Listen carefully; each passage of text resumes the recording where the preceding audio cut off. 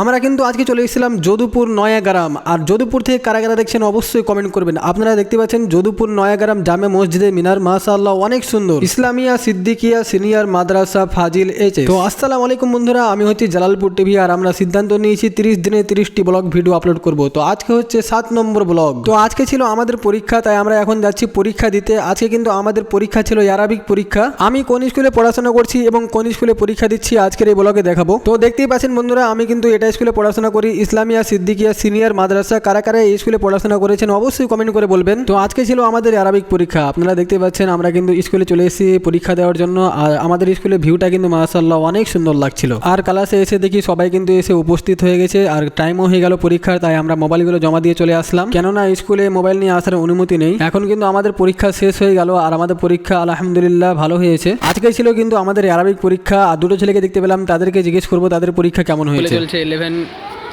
Final পরীক্ষা, তাই আমরা আজকে চলে এসেছিলাম 11 পরীক্ষা দিতে। এখনই পরীক্ষা দিয়ে বের হলাম।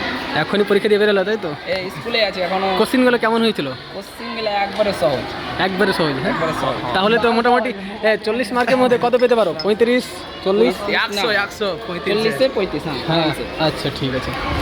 এই স্কুলের নামটা কি একটু বলো তো? সিনিয়র যদুপুর সিনিয়র হাই মাদ্রাসা। যদুপুর সিনিয়র হাই মাদ্রাসা।